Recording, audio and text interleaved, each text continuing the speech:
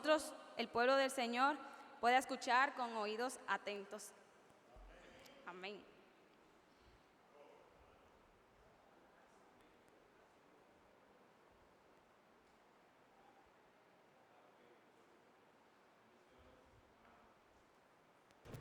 ¿Se escucha? Bendiciones a todos en esta mañana. Quiero pedirle una vez más, digo una vez más porque allí en el cuartito oramos, pero quisiera pedirle a nuestro pastor, hermano Canelo, que eleve una oración al Señor por el mensaje de esta mañana, otra vez que ore por nosotros.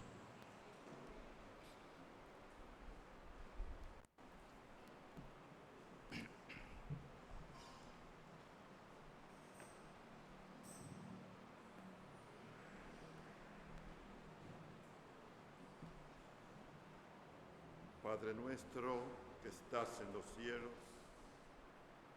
en este momento, Señor, venimos delante de tu presencia para que tu Padre bendiga el mensaje de esta mañana, para que este instrumento tuyo, Señor, sea idóneo y transmita todo lo que tú quieras. Que esta congregación y los amigos que están aquí puedan escuchar para transformación de nuestras vidas y de nuestros pensamientos. Nos ponemos en tu mano, Señor, porque tú eres bueno y grande en misericordia. Bendice a nuestro hermano Esdras y permite que tu palabra, Señor, incandescente, vaya a la mente y a los corazones de todos nosotros, de tal manera que seamos transformados por ti. Gracias por él. Bendícele grandemente, Señor, y permite que las palabras sean transformadoras. En el nombre de Jesús. En el nombre de Jesús.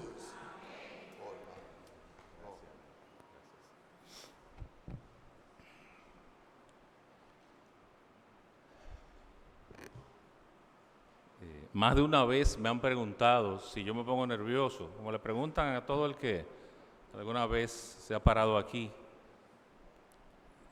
si yo me pongo nervioso. Y la verdad que sí, hermanos, sobre todo en los minutos previos, uno le entra como un sustito, ¿verdad?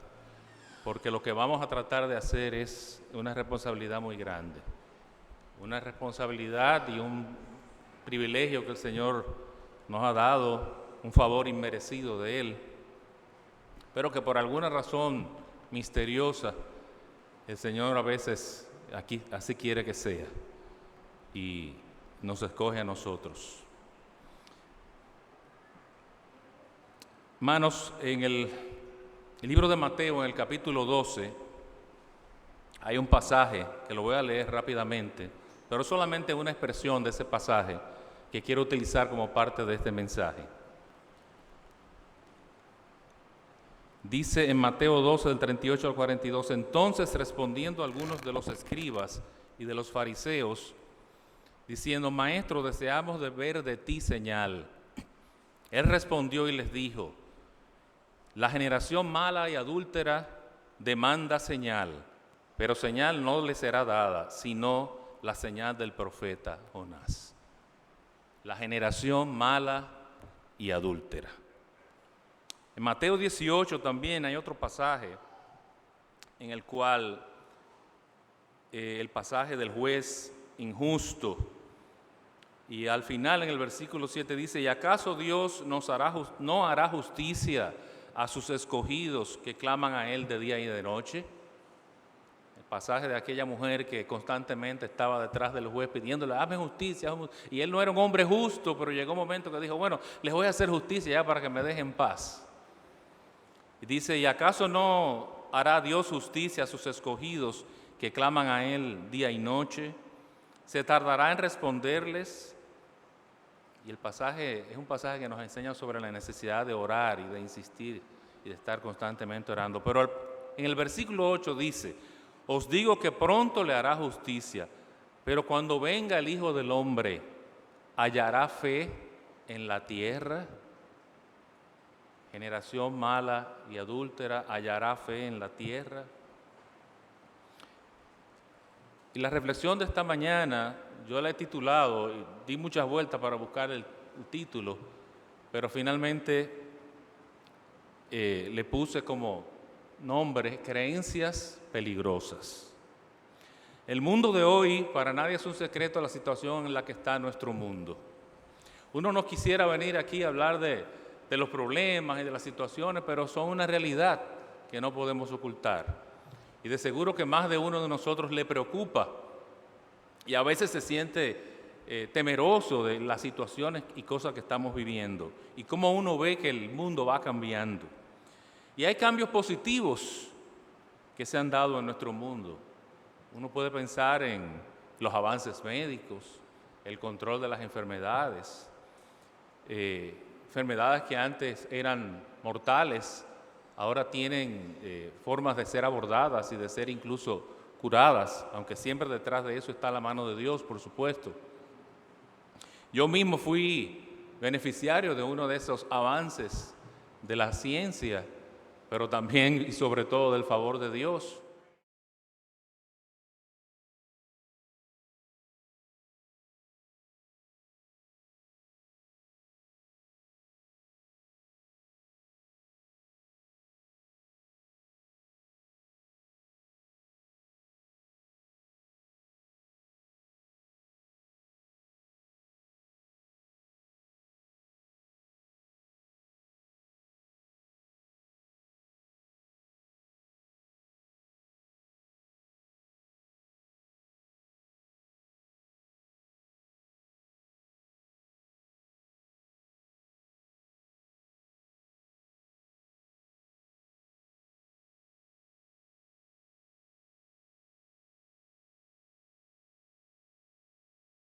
De los países más avanzados, está entre los 5 más avanzados en telecomunicaciones en este momento en el mundo. Increíble, ¿verdad? Un paisito, pero nos las traemos en ese sentido.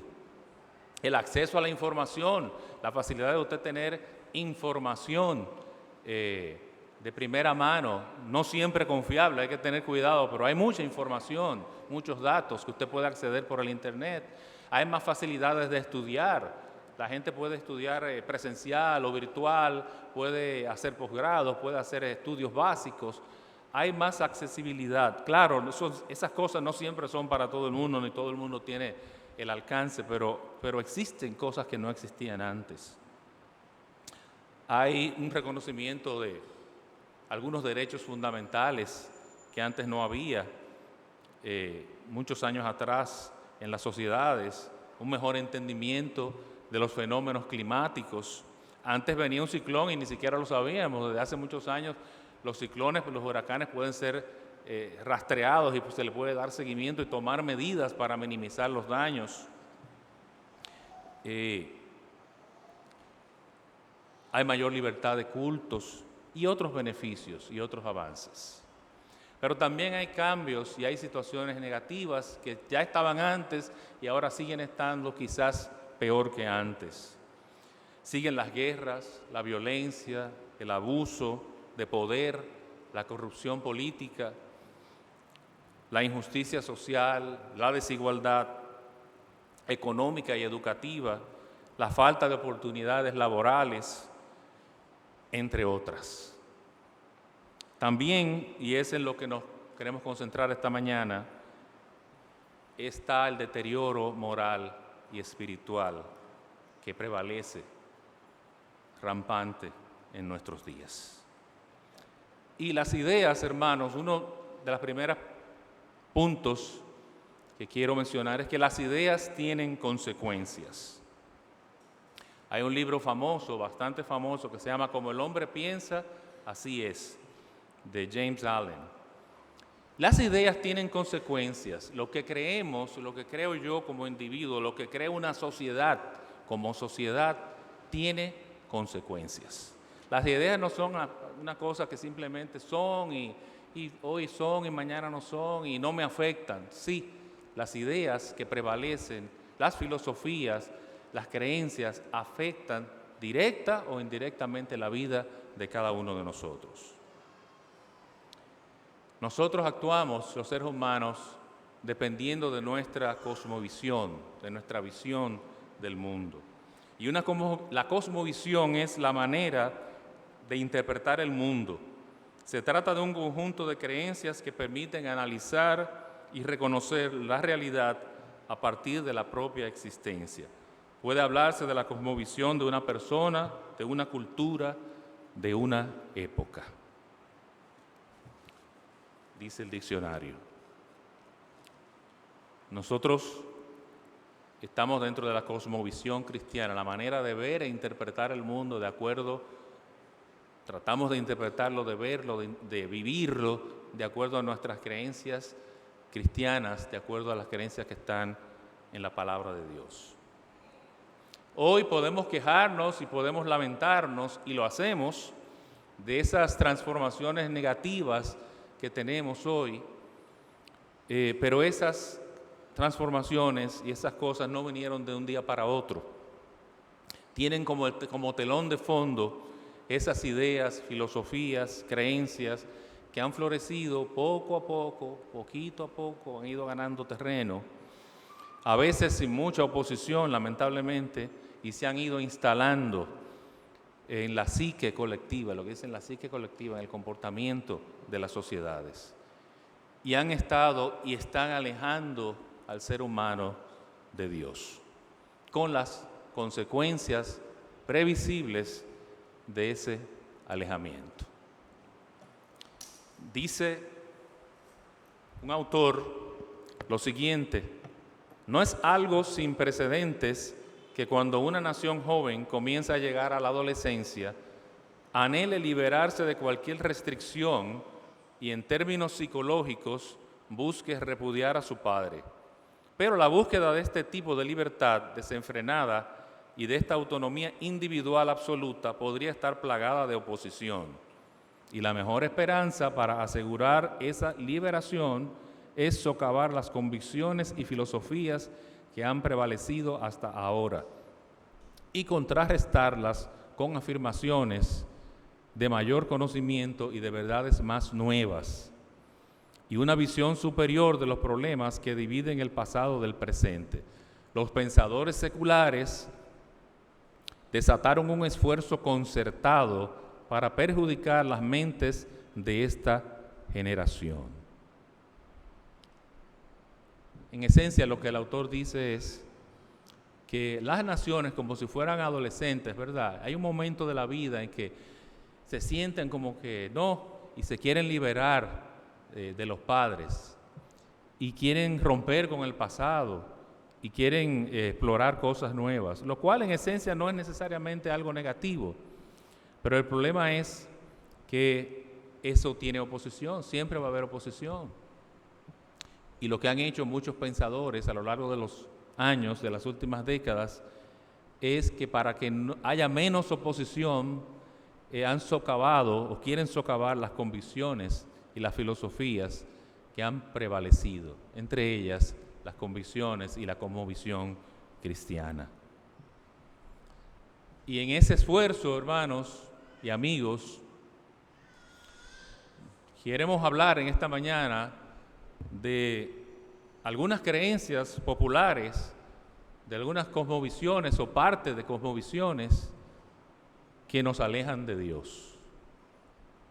Yo no pude evitar recordar al pastor Gigi Ávila con una famosa expresión que él tenía, que decía mentiras del diablo. Y de hecho le puse aquí mentiras del diablo / algunas creencias populares que nos alejan de Dios. Esta lista, hermanos, estas menciones que voy a hacer no pretenden ser exhaustivas, demasiado profundas, solo quiero mencionar algunas de muchas que hay, que lamentablemente bastante populares, incluso entre los creyentes, y que a nuestro humilde juicio tienen un peso importante en lo que está pasando con nosotros hoy en día. No es mi intención, no es nuestra intención hacer un estudio demasiado profundo, ni nada por el estilo, sino más bien llamar la atención, recordar, yo sé que lo sabemos, pero recordar algunas de estas cosas y que tengamos pendiente que tenemos que buscar respuestas, que tenemos que tener respuestas que puedan ayudarnos a nosotros y ayudar a otros y de esa manera defender nuestra fe y que esa fe sea de bendición para todos, para los demás. Una de esas primeras creencias que para mí tiene mucho de un peso tremendo, aunque puede ser extraña, porque uno dice, bueno, pero en una iglesia, todo hablar de esto, no, como que no va.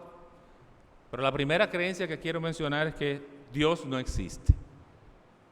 El ateo afirma que Dios no existe. El agnóstico dice, yo no sé si Dios existe o no. Tengo dudas o creo que no se puede saber si Dios existe. No hay manera de saberlo, porque no hay manera de tener ese conocimiento.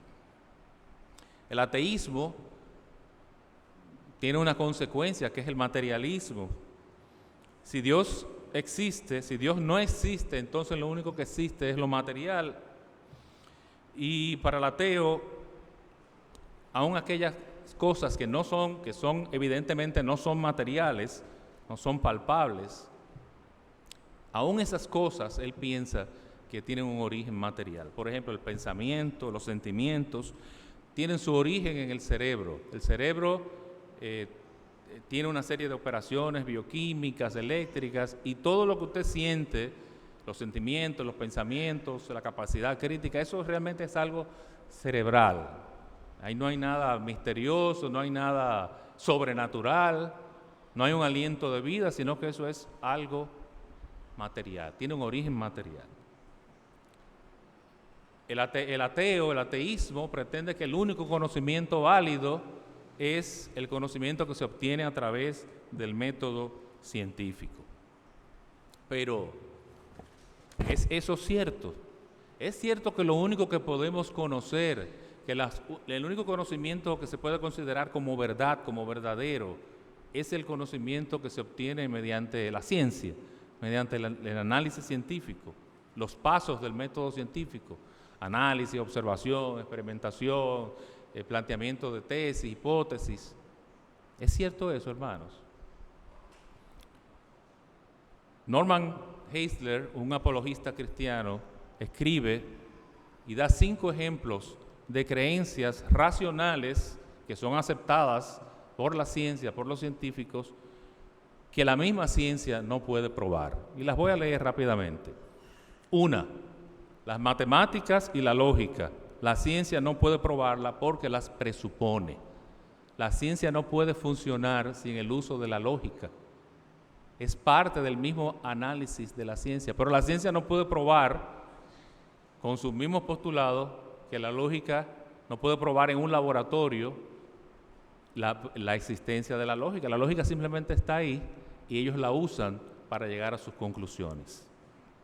Segundo, las verdades metafísicas, o sea, las realidades que no son físicas, que van más allá de la física, como la mente, como el saber y el entender que hay mentes que existen además de la propia suya. Usted sabe que el hermano Canelo existe y que yo existo. ¿Cómo usted lo sabe? Usted lo puede demostrar.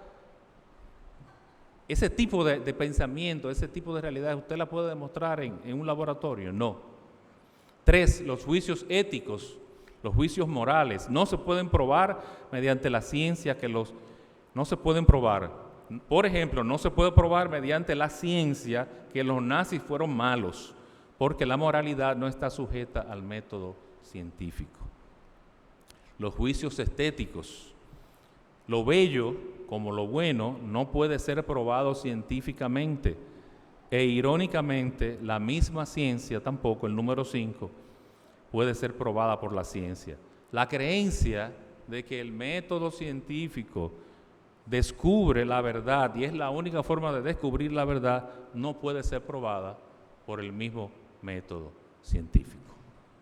De manera que hay cosas, hay conocimiento que va más allá de la ciencia, que va más allá de lo inmediato, que va más allá de lo que nosotros vemos. Y eso lo sabemos, ¿verdad?, desde hace mucho tiempo, que hay cosas materiales, pero hay cosas sobrenaturales. De otra parte, hermanos, si Dios no existe, entonces no hay un referente absoluto, no hay un legislador, no hay un creador, y por lo tanto no hay una razón para que la moral tenga una validez objetiva. Es decir, ¿quién dice que nosotros tenemos que ser amables, que tenemos que ser solidarios, que tenemos que ser buenos? Si Dios no existe, entonces podemos ser buenos, podemos ser amables, podemos llevar incluso una vida íntegra, pero eso no tiene realmente una base, un fundamento, porque usted lo es si usted lo quiere ser y no lo es si no lo quiere ser. Y no hay un legislador, no hay un juez, no hay alguien más a quien usted tenga que darle cuentas. Si Dios no existe, no hay una explicación entonces, entre muchos argumentos que hay para la existencia de Dios, no los puedo mencionar todos obviamente, no hay una explicación para las evidencias de planificación y diseño y de existencia de información que los mismos científicos han encontrado y siguen encontrando en el universo, comenzando por las mismas fuerzas y las leyes de la física hasta llegar al ADN que todos llevamos en nuestros cuerpos, que contiene información. Es un código de información. Los científicos saben todo esto y la ciencia sabe todo esto que estamos mencionando. Hay quienes sostienen su ateísmo en la supuesta incompatibilidad entre la existencia de Dios y un universo, un mundo donde hay sufrimiento. Hay quienes dicen, yo no creo en Dios porque hay demasiado sufrimiento en el mundo y si Dios es bueno y si Dios es todopoderoso, no debería haber sufrimiento en el mundo. Llegamos a esa conclusión. Sin embargo, hermanos, esa posición que los filósofos llaman el problema del mal, o el problema del mal y el sufrimiento, el problema del sufrimiento, desde la perspectiva lógica, y repito, desde la perspectiva de la lógica, ha sido hace ya muchos años rebatida eficientemente por muchos pensadores cristianos. Porque desde la perspectiva de la lógica, ¿quién dice que Dios no puede tener razones suficientes para permitir el sufrimiento en el mundo? Dios puede tener razones suficientes si las tiene para permitir el sufrimiento, porque sea parte de sus planes, porque sea parte de sus propósitos, de manera colectiva y de manera individual con cada uno de nosotros. De manera que sí es posible que Dios tenga propósito para permitir el sufrimiento en el mundo, que Dios tenga razones suficientes, como llaman los filósofos, entonces no hay ninguna incompatibilidad entre la probabilidad de la existencia de Dios y que haya sufrimiento en el mundo. Hay un filósofo cristiano que ha escrito mucho sobre esto y es uno de los principales, ha hecho de los principales aportes, que se llama Alvin Plantinga, y menciona algunos nombres por si ustedes lo oyen por ahí o quieren investigar más sobre eso. Ahora bien, el problema del sufrimiento tiene una connotación emocional y dice William Lane Craig, otro teólogo y filósofo cristiano, el problema emocional del mal tiene que ver con la manera de deshacer la aversión emocional de las personas hacia un Dios que permite el sufrimiento. No estamos simplificando este tema porque hay un aspecto emocional. Es difícil para mucha gente y a veces para nosotros mismos, cuando estamos viviendo sufrimiento, entender, caramba, pero ¿por qué Dios permite este sufrimiento? ¿Por qué Dios deja que pase esto? ¿Por qué Dios permite estas calamidades, sean personales o sean universales o sean de un pueblo? Y eso es difícil de digerir. No estamos diciendo que sea fácil, por eso se habla del problema emocional del sufrimiento, el problema emocional del mal, porque ese problema crea en mucha gente y en nosotros muchas veces una rebeldía, un resentimiento contra Dios en el cual podemos llegar a incluso decir, no, prefiero no creer en ese Dios. Pero no es un problema de que Dios no exista, es un problema de cómo nosotros nos sentimos y de nuestra incapacidad de interpretar y de entender a veces los designios de Dios. Solamente decir, para concluir esta parte, que Dios está mirando no solamente el presente, sino que está mirando el futuro. Y que muchas cosas que no entendemos hoy tienen un propósito que trasciende lo inmediato. Y que Dios permite, podemos pensar, razonar, que Dios permite esas cosas con un propósito final, que es un propósito bueno, porque Él es bueno. Muchos hermanos, muchos pensadores cristianos a lo largo de los años han escrito sobre estos temas y han escrito sobre la existencia de Dios y han dado muchos argumentos. Hay mucho material que todos podemos buscar. La palabra dice, los cielos cuentan la gloria de Dios y el firmamento anuncia la obra de sus manos.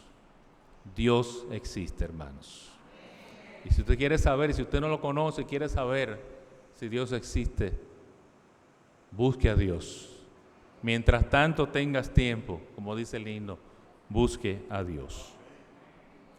No podemos dejar de mencionar, hermanos y amigos, que penosamente existen personas que aún creyendo en la existencia de Dios, que no tienen problema en entender y como decía el apóstol Pablo, Dios puede, en Primera de Romanos 1, que Dios puede ser conocido aún por medio de las cosas hechas, porque ellas dan testimonio de Él. La naturaleza da testimonio de Dios. Aunque usted no tenga acceso a la revelación de las Escrituras, Dios puede ser intuido a través de la naturaleza. Sin embargo, aún entre aquellos que sí entienden que sí, óyeme, es razonable que Dios existe, que existe un ser supremo. Hay aquellos que viven sus vidas como si Dios no existiera. Y lo lamentable es que a veces, siendo creyentes, podemos ser ateos prácticos. El pastor lo mencionó en un sermón hace un tiempo. Tengamos cuidado, hermanos, con el ateísmo práctico, porque podemos estar convencidos de la existencia de Dios, pero haber decidido, bueno, sí, Dios existe, pero Dios por allá y yo por aquí. Y no preocuparnos nunca por saber, bueno, si Dios existe, ¿hay algo que quiere decirme? ¿Hay algo que yo debo saber? ¿Hay alguna manera en la que debo vivir? ¿Podríamos estar algunos de nosotros en esa lista de los ateos prácticos? La segunda idea, la segunda creencia que quiero compartir en esta mañana es la que dice que el propósito de la vida es gozar y evitar a toda costa el sufrimiento. Y eso se llama hedonismo. Esa filosofía se llama hedonismo. A todas luces es una filosofía, una creencia atractiva. ¿Quién no quiere gozar, hermanos? ¿Quién no quiere parar de sufrir como la secta esa que hay por ahí? Pare de sufrir. Óyeme, así sí, nosotros ponemos un letrero ahí afuera que diga, pare de sufrir. Yo le aseguro que el domingo que viene más gente que hoy. Porque es una oferta tentadora. ¿Quién quiere sufrir? Nadie quiere. Yo no quiero sufrir, hermano. Y yo quiero gozar. Es natural en nosotros querer evitar el dolor y buscar la alegría. No obstante, hermanos, la búsqueda de los placeres carnales como propósito fundamental de la vida no es sana ni es bíblica. Tanto el dolor como el placer son realidades de la vida que llegarán y que deben ser abordadas en el contexto de una sana relación con Dios. Una sorpresa para alguna gente es que los cristianos sí nos gozamos. Hay gente que cree que los cristianos nada más estamos sufriendo. Y hay una expresión por ahí que dice, el cristiano sí sufre. Nosotros la decimos cuando estamos sufriendo. Pero la gente piensa que los cristianos no gozan. Claro que sí. Y nos gozamos en el verdadero gozo que debemos gozarnos. Pero también sufrimos. Porque en el mundo tendréis aflicción, nos dijo el Señor. Pero confiad, que yo he vencido al mundo. El hedonista está enfocado en sí mismo, está enfocado en lo terrenal y no está interesado en las cosas espirituales o trascendentes de la vida. Y está representado en gran manera por esa expresión de la Biblia que dice: comamos y bebamos, que mañana moriremos. La vida es corta, hay que gozarla. Yo voy a aprovechar ahora que estoy joven, que estoy fuerte, voy a hacer todas las cosas que se me antojen.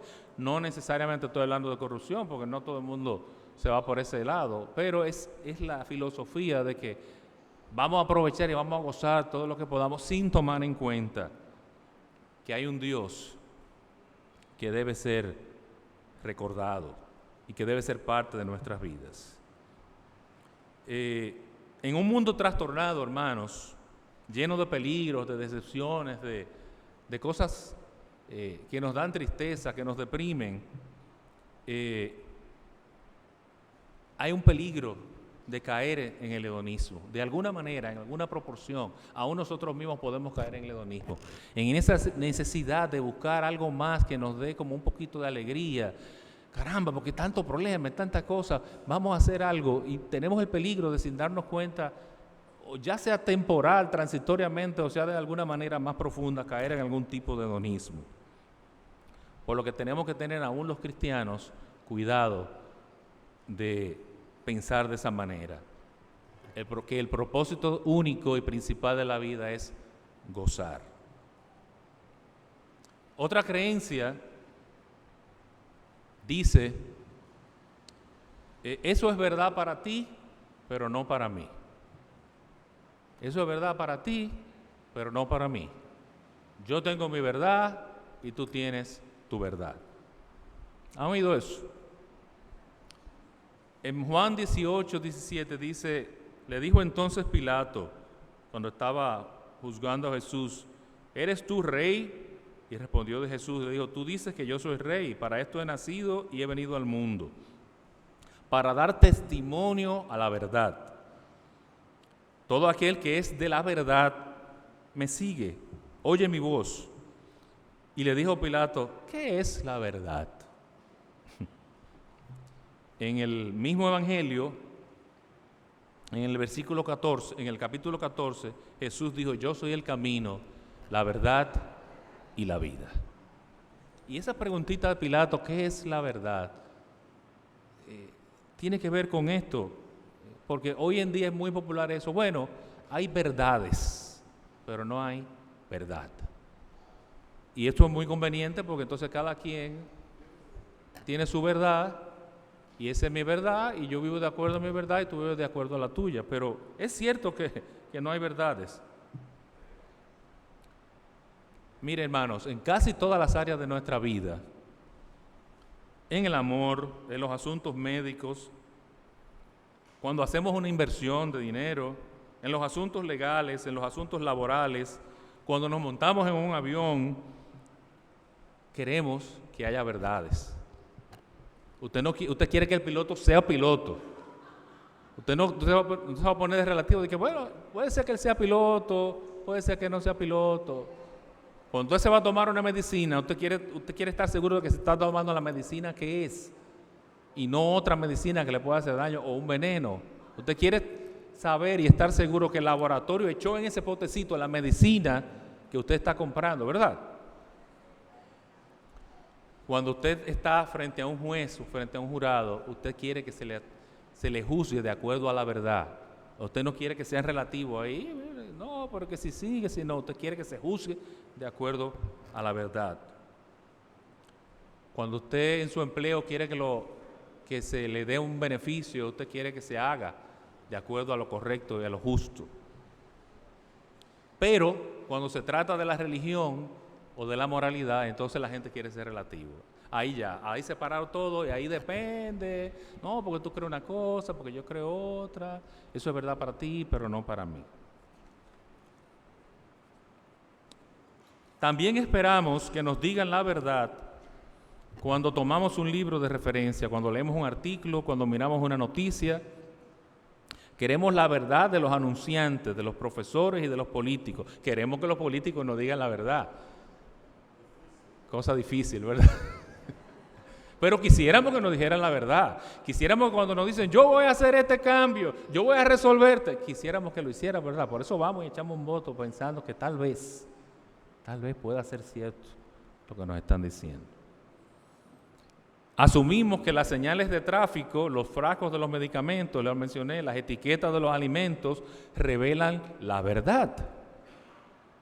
De hecho, exigimos la verdad para casi todas las facetas de la vida que afectan nuestro dinero, nuestras relaciones, nuestra seguridad o nuestra salud.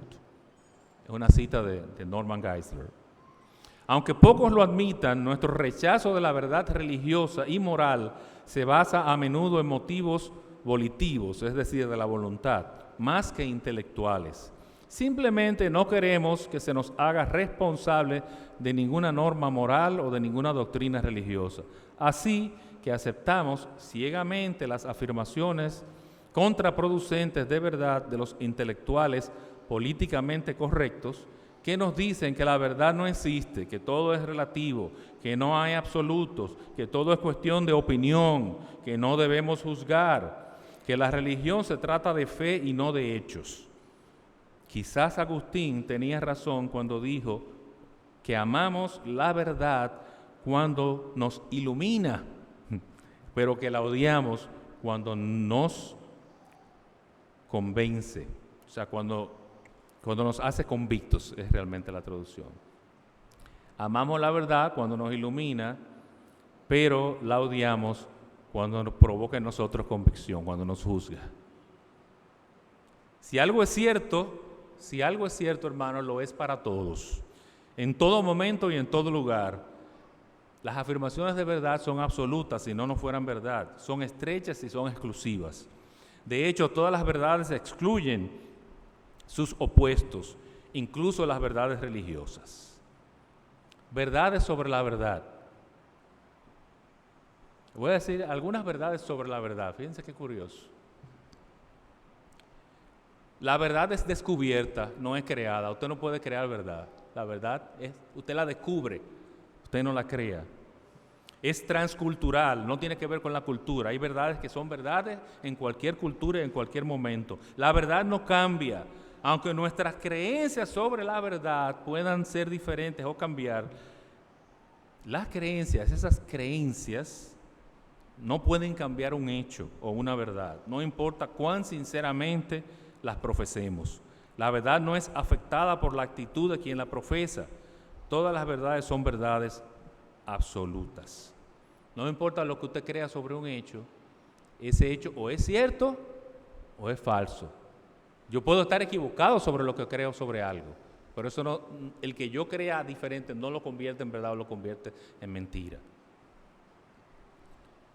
La actitud de quien profesa algo tampoco, porque usted lo diga guapo, porque lo diga suave, porque lo diga alegre, porque lo diga contento, eso no afecta a nada.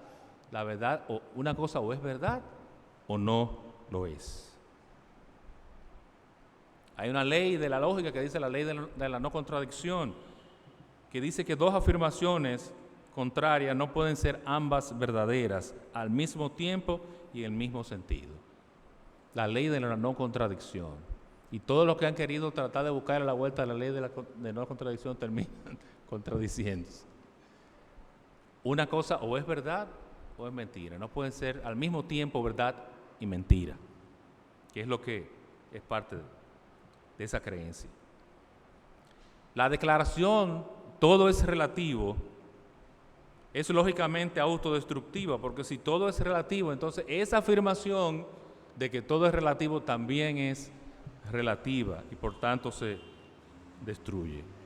Pero terminando esa parte, el relativismo se autodestruye porque es la negación de los absolutos.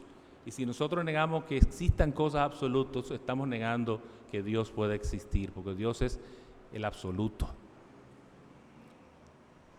Cuidado, hermano, porque el relativismo es sutil, muy sutil. Y nosotros en nuestro lenguaje diario, comenzando por mí, bueno, eso es relativo. Cuando usted diga que eso es algo sea relativo, asegúrese que realmente sea relativo. Porque a veces estamos llamando relativos a cosas que realmente no lo son. Y Dios no es relativo. Y la verdad no es relativa. Las verdades no son relativas, son absolutas. Otra de las creencias, estamos avanzando, hermano, no se preocupe. Otra de las creencias es que todas las religiones son iguales. Todas las religiones son iguales, todas las religiones son válidas.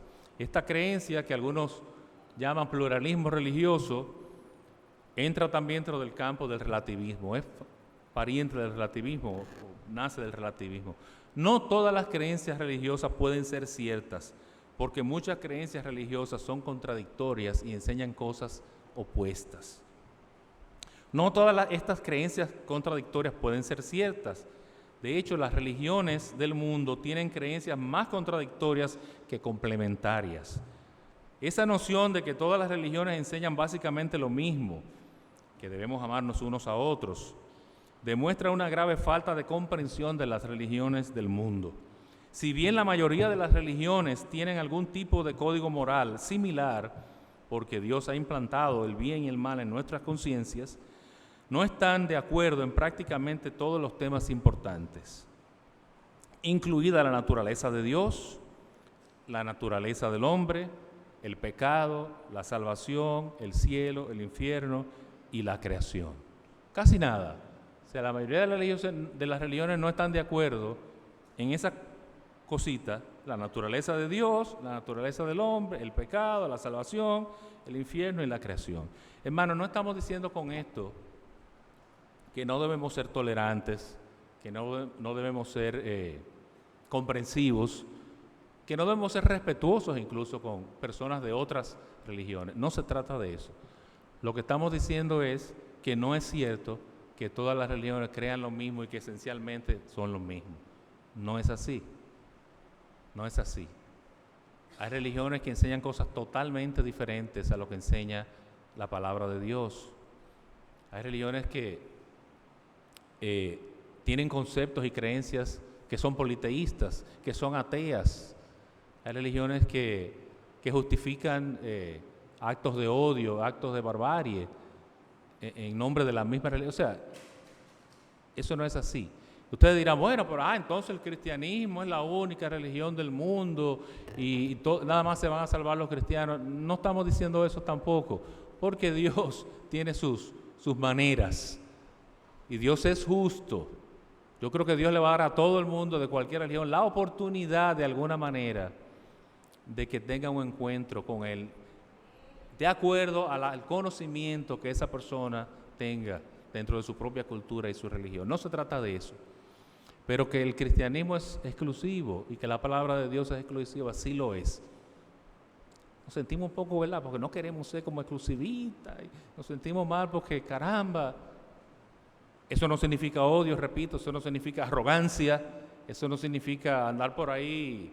No, porque ese no es el llamado de Dios. El llamado de Dios es al amor, a ser compasivos y a tener misericordia. Está el otro lado de la moneda. Todas las religiones son falsas y todas son una muleta que la gente que no tiene capacidad de pensamiento y que no tiene suficiente inteligencia o que no tiene cultura o conocimiento, usa la religión como una muleta para sentirse bien, para creer que hay un más allá. ¿Ustedes han oído eso o soy yo nada más? Creemos, hermanos, que sí, que hay religiones falsas, como hemos dicho, aunque haya elementos morales comunes a algunas de esas religiones.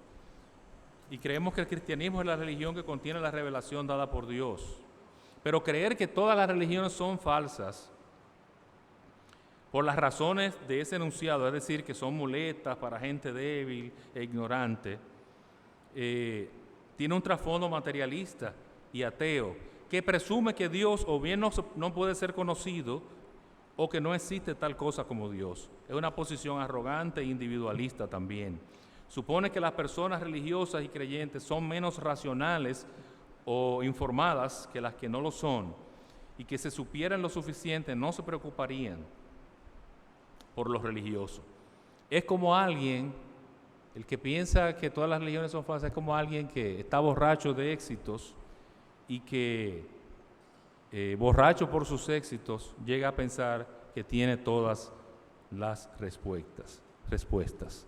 Debemos decir que, estrictamente hablando, todas las religiones, desde el punto de vista de la lógica, no de la teología, todas las religiones pudieran ser falsas, pero no todas las religiones pudieran ser verdaderas. Todas pudieran ser falsas porque todas pudieran estar equivocadas desde el punto de vista de la lógica. Pero no todas pueden ser verdaderas, porque la verdad es exclusiva.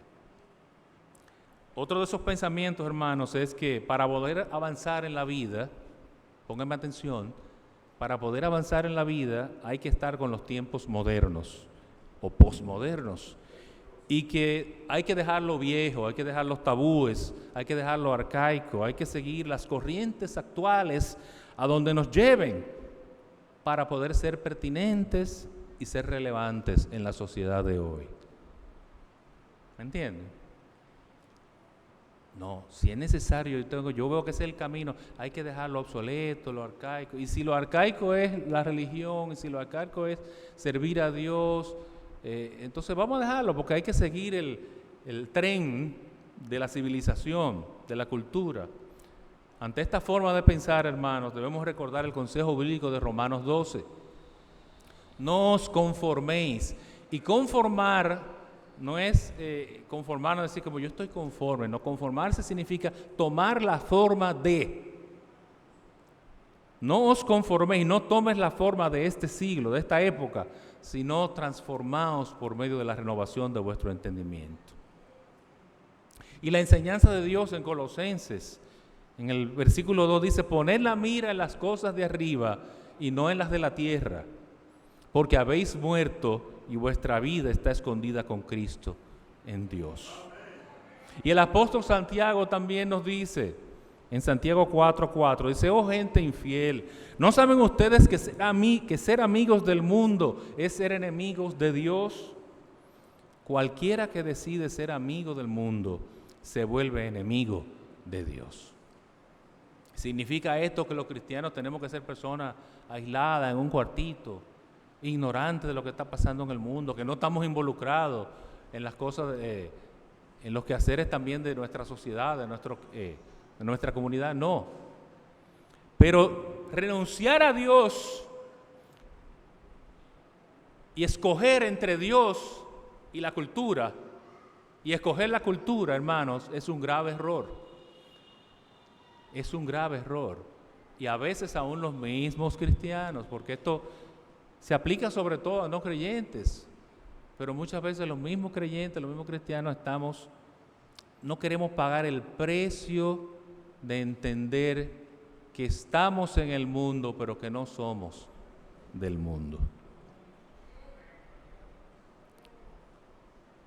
Aquel que me rechace delante de los hombres, yo también le rechazaré delante de mi Padre.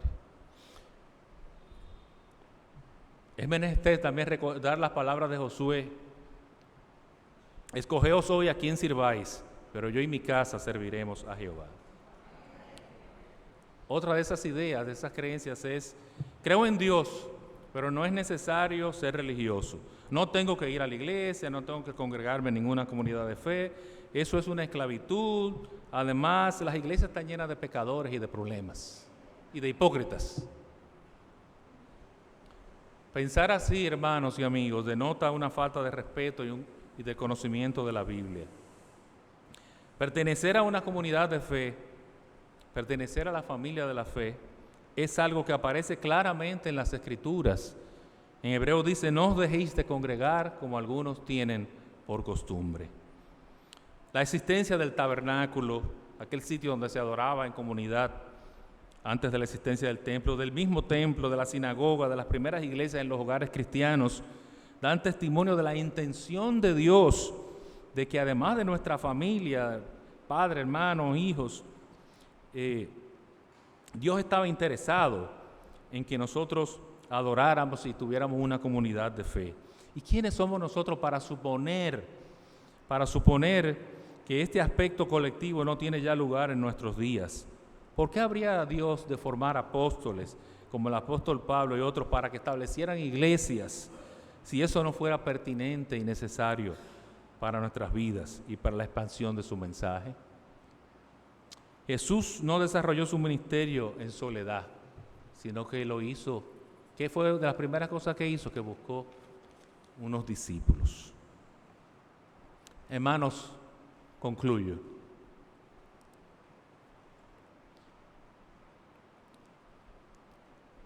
Otro de los pensamientos es, no tengo que obedecer la Biblia. La Biblia es un libro escrito por hombres. Mucha gente respeta la Biblia porque dice, sí, es un libro interesante, tiene muchas cosas chéveres, hay mucha ley allí, mucha moralidad, pero eso es un libro que escribieron hombres. Es una creencia muy común y que viene dada por la falta de conocimiento sobre la singularidad de la Biblia. La Biblia es un libro único en muchos aspectos. Su formación, su contenido, su hilaridad a través de la historia de cientos y cientos de años de diferencia, pero tiene un componente sobrenatural. Las profecías cumplidas de la Biblia. La Biblia tiene un componente, y la vida cristiana tiene un componente sobrenatural, que a veces nosotros como congregación, como denominación, descuidamos. Y a veces nos encontramos a veces inmersos como en una tradición, en una rutina. No, recordemos que esto no es cualquier cosa.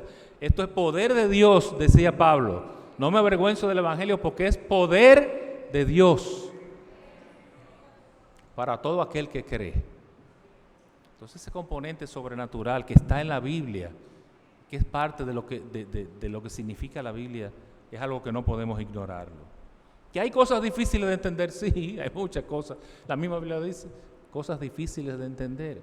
Que a veces no entendemos el actuar de Dios y por qué Dios permitió o hizo incluso o gestionó ciertas cosas. Sí, es así. Pero la Biblia es el mapa de ruta que nos muestra quiénes somos nosotros y quién es Dios. Y que nos sirve para entender los propósitos de Dios para nuestra vida. Sí, la Biblia fue escrita usando hombres, pero eso no hizo que fuese imposible para Dios que su mensaje fuera coherente y que fuera pertinente, que siga siendo pertinente para hoy como ayer. Y ahora, hermanos, ¿cómo viviremos? Como dice el título de un libro de Charles Colson, ¿cómo viviremos? Y ahora, ¿cómo viviremos? Y ahora, ¿quién podrá ayudarnos? Como decía el Chapulín. Estamos bajo ataque. La cultura está bajo ataque. La cosmovisión cristiana está bajo ataque. Usted y yo estamos bajo ataque. El ateísmo, el existencialismo, el hedonismo, el individualismo, que están a todas luces en nuestros días, vienen desde hace mucho tiempo dando forma a nuestra sociedad, sobre todo a la sociedad occidental. Es así como va produciendo una secularización de la sociedad cada vez mayor. ¿Qué es la secularización? Dice un autor que la secularización es cuando las ideas religiosas, las instituciones y las interpretaciones han perdido su relevancia y su significancia social, su significado social. Es decir, es cuando lo religioso, lo moral, va perdiendo importancia en la sociedad, va perdiendo empuje. Cuando ya los pastores y la gente de Dios no es consultada, cuando el gobierno tiene que tomar una decisión importante, cuando ya no vamos a la palabra, a ver qué dice la palabra sobre este tema, cuando ya la iglesia como institución va perdiendo adeptos y va perdiendo relevancia e importancia en esa sociedad, cuando ya la sociedad comienza a verla como, bueno, una cosa que está ahí de mis abuelos, de mis padres, cuando ya no es pertinente. La iglesia es pertinente, las puertas del Hades no prevalecerán contra ella, dice la palabra. No me malinterprete, estoy hablando de cómo la sociedad la ve. Como el título de una canción que yo escribí hace muchos años, esto solo lo arregla Dios. Las mentiras del enemigo de las almas han hecho y siguen haciendo su trabajo Pero las verdades y el poder de Dios, con toda seguridad, también están haciendo el suyo. Hermanos, amigos, porque la palabra de Dios es viva y eficaz y más cortante que toda espada de dos filos, y penetra hasta partir el alma y el espíritu y las coyunturas y los tuétanos, y discierne los pensamientos y las intenciones del corazón. Así de poderosa es la palabra de Dios. Exponga a los demás a la palabra de Dios. A veces no tenemos que hablar mucho. Yo he mencionado en otras ocasiones en la clase un testimonio que leí en un libro de un psiquiatra cristiano. Un hombre lo fue a ver.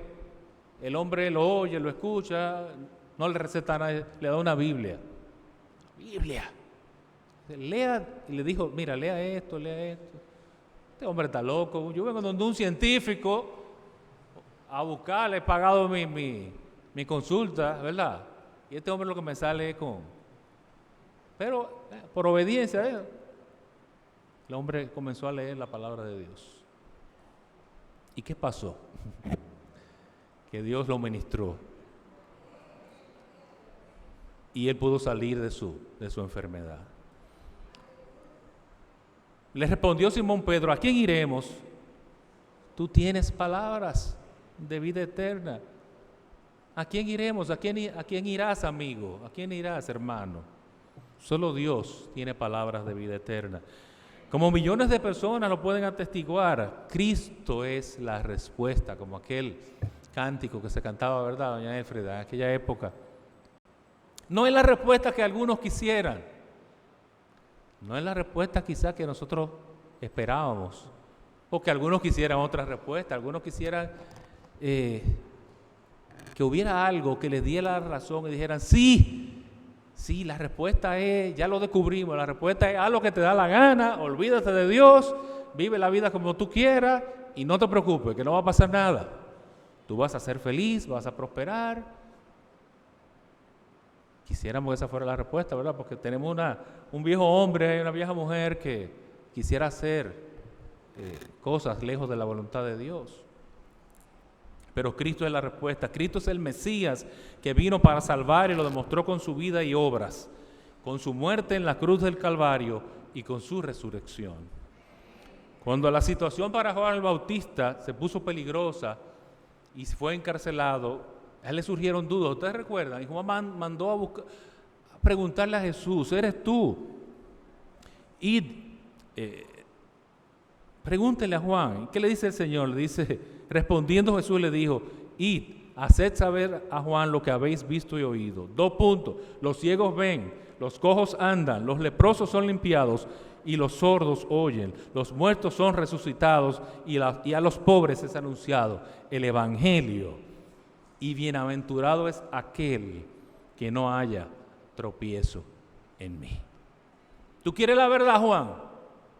Esa es la verdad. Mira lo que estoy haciendo. Jesús, Dios es el único que puede darnos libertad. Dijo entonces Jesús a los judíos que habían creído en él, si vosotros permanecéis en mi palabra, seréis verdaderamente mis discípulos y conoceréis la verdad y la verdad los hará libres. Yo soy el camino, la verdad y la vida. Nadie viene al Padre sino por mí.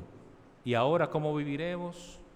Siguiendo en las manos de Dios, buscando su voluntad y proclamando su evangelio. Que el Señor nos bendiga, hermanos.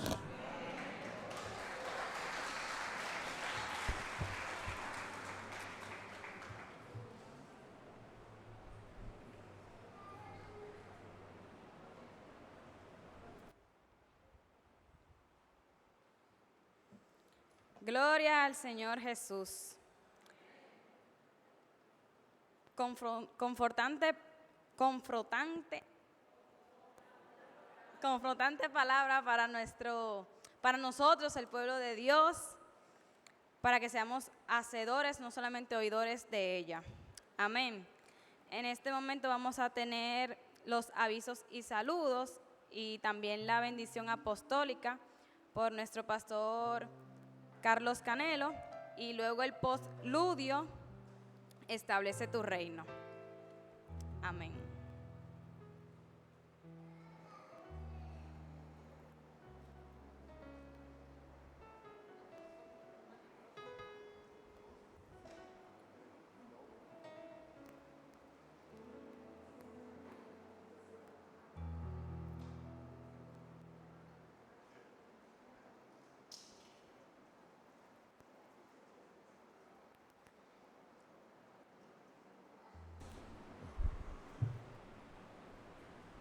Yo diría en esta mañana, qué muchacho este, ¿qué ha traído a la iglesia?